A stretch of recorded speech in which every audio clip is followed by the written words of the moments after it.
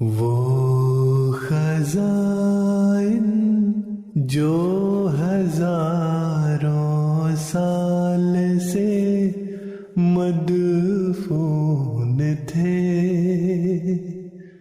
اب میں دیتا ہوں اگر کوئی ملے امیدوار، کوئی ملے امیدوار۔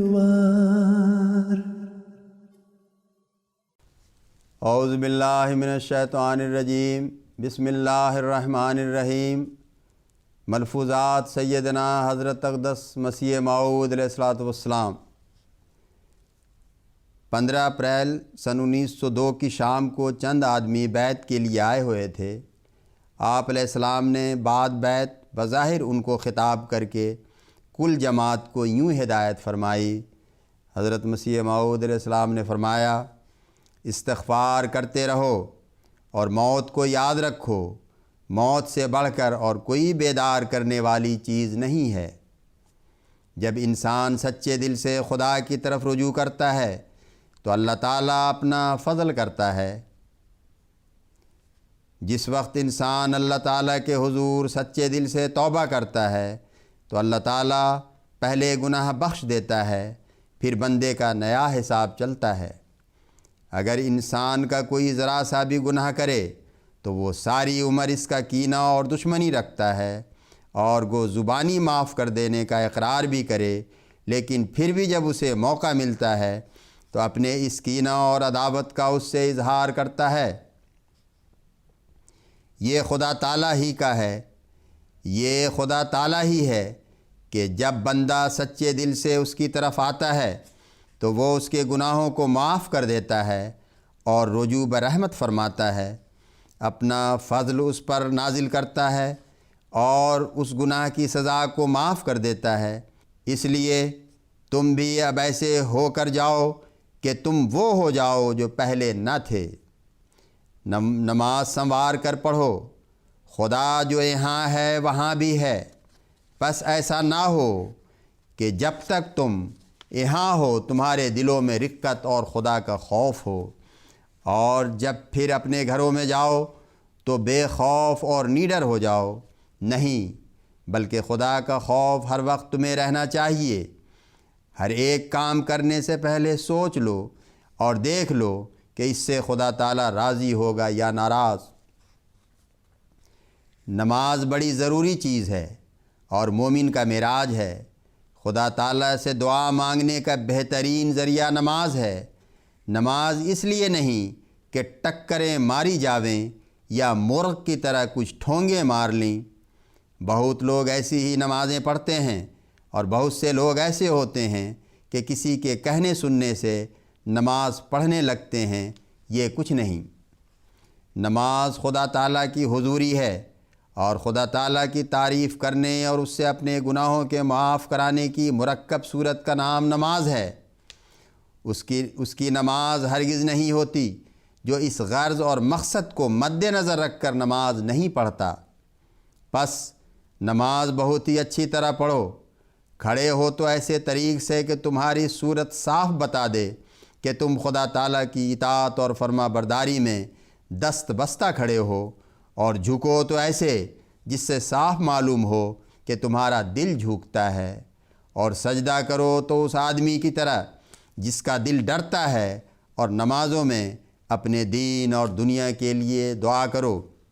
طاعون جو دنیا میں آئی ہے اور اس نے لاکھوں انسانوں کو زیر زمین کر دیا ہے، جس سے لاکھوں بچے یتیم اور عورتیں بیوہ ہو گئی ہیں، بلکہ کئی گھر بالکل تباہ ہو گئے اور خاندانوں کے خاندان بے نام و نشان ہو گئے ہیں۔ یہ خدا تعالیٰ کے غضب ہے جو انسانوں کی غفلت اور حد سے بڑھی ہوئی شرارت اور انکار کی وجہ سے آیا ہے۔ خدا تعالیٰ کا قانون یہی ہے کہ جب انسان غافل ہو جاتا ہے اور طرح طرح کی بدکاریوں اور فسق و فجور میں مبتلا ہو جاتا ہے تو اس وقت خدا تعالیٰ کا غضب جوش میں آتا ہے۔ اس وقت بھی دنیا کی ایسی ہی حالت ہو گئی تھی۔ کچھ تو خود گمراہی تھے اور غفلت اور سستی ان میں آ گئی تھی، سچے مذہب کے سچے عقائد کو چھوڑ بیٹھے تھے، اور تمام اعمال صالحہ کی جگہ صرف چند رسومات نے لے لی تھی۔ اس پر پادریوں نے اور بھی مٹی پلید کی۔ انہوں نے مختلف ذریعوں سے اس بیہودہ مذہب کو، جس میں ایک عاجز انسان کو جو مر گیا ہے خدا بنایا گیا، لوگوں کے سامنے عجیب عجیب رنگ دے کر پیش کیا اور اس کے خون کو گناہوں کا کفارہ قرار دے کر بے باک زندگی بسر کرنے کی ترغیب دی۔ ہیلا جو طبیعتوں کو ایک بہانہ مل گیا اور بہت سے مرتد ہو گئے اور اکثروں نے دین کی عظمت کو دل سے دور کر دیا۔ پادریوں کے اس فتنہ کے ساتھ ہی یہ نقص پیدا ہوا کہ انگریزی تعلیم اور انگریزی وضع نے بھی ایک قسم کی نصرانیت پھیلا دی، جبکہ سروں میں آزادی ہی آزادی کا خیال بھر گیا۔